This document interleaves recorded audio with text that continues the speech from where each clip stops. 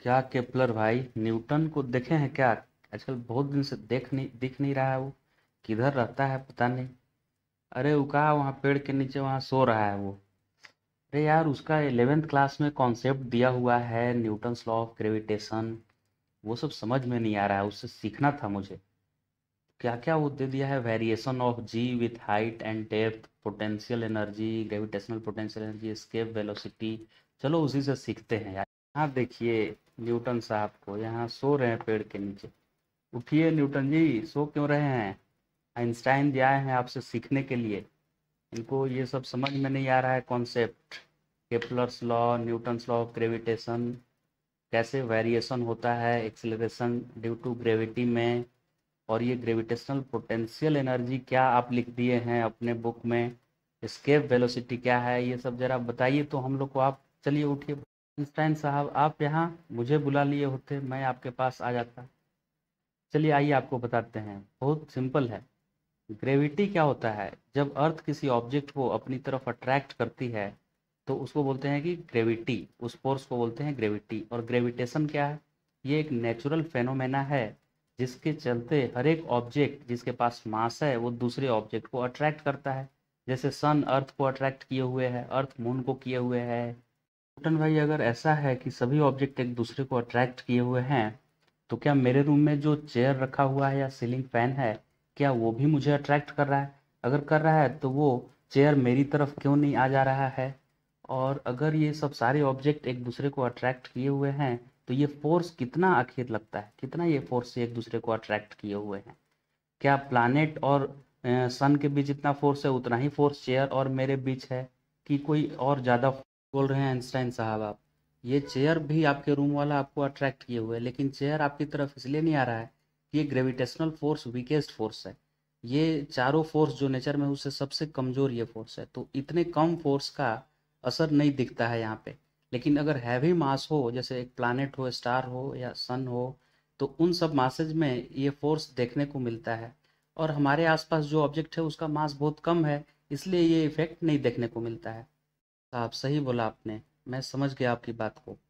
Chair और मेरे बीच या आइंस्टाइन साहब या मेरे बीच इतना कम फोर्स इसलिए लग रहा है कि हम दोनों का मास कम है। और आपके सर के ऊपर जो एप्पल है उसके और अर्थ के बीच ज़्यादा इसलिए लग रहा है कि एप्पल का तो मास कम है, लेकिन जो अर्थ है उसका मास बहुत ज़्यादा है। तो बहुत ज़्यादा हैवी मास होने पे ये फोर्स देखने को मिलता है। इसीलिए एप्पल अब नीचे गिरता हुआ मुझे दिखता है, और मेरे आइंस्टाइन के बीच फोर्स नहीं दिखता है। अब इस फोर्स का फॉर्मूला भी मुझे समझ में आ गया। इस फोर्स का फॉर्मूला है F=G m1m2/r²।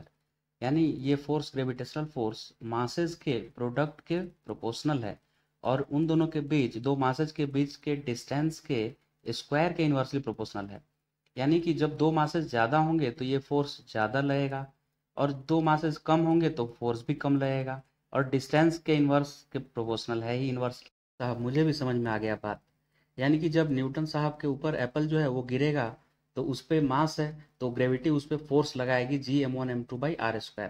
तो उसमें एक्सेलरेशन भी कुछ प्रोड्यूस होगा। वो एक्सेलरेशन कितना होगा? न्यूटन साहब का सेकेंड लॉ था F=ma, यानी एक्सेलरेशन होगा फोर्स बाई मास। तो उस एप्पल पे फोर्स जितना लग रहा है उससे उसके मास को डिवाइड कर देंगे, तो एक्सेलरेशन, कितने एक्सेलरेशन से नीचे गिरेगा वो एप्पल, वो मिल जाएगा। है कि नहीं? मुझे भी मौका दीजिए बोलने का, आपस में आप ही लोग सब सलट लेंगे तो हम क्या बात करेंगे।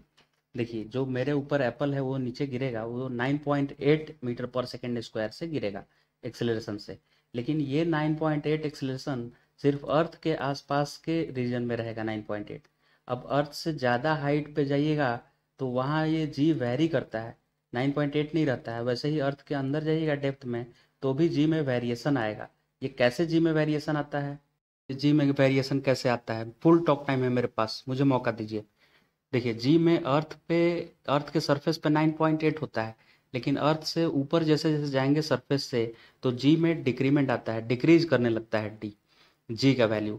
और वैसे ही अर्थ के अंदर भी जाएंगे डेप्थ में, तो भी जी का वैल्यू डिक्रीज करने लगता है। यानी कि अर्थ के सरफेस पे मैक्सिमम होता है जी का वैल्यू, और ऊपर जाने पे भी घटता है, नीचे जाने पे भी घटता है, और सेंटर पे अर्थ का जीरो हो जाता है जी। क्या बात है, कितने अच्छे से आप दोनों ने एक्सप्लेन किया, मुझे बहुत मज़ा आया। सारा बात समझ में आ गया मुझे कि ग्रेविटेशन क्या होता है, यूनिवर्स में सारा ऑब्जेक्ट एक दूसरे को अपनी तरफ अट्रैक्ट कर रहा है जिसके पास मास है। इसी फोर्स को ग्रेविटेशनल फोर्स बोलते हैं। और वेरिएशन इन जी भी मुझे समझ में आ गया। अब आज के लिए इतना ही रखते हैं। सभी लोग जाकर जल्दी से सब्सक्राइब कर लेना है चैनल को और लाइक कर देना है। न्यूटन तो यहीं सोया रहेगा, हम लोग जा रहे हैं भाई। फिर आकर मिलेंगे न्यूटन से अगले एपिसोड।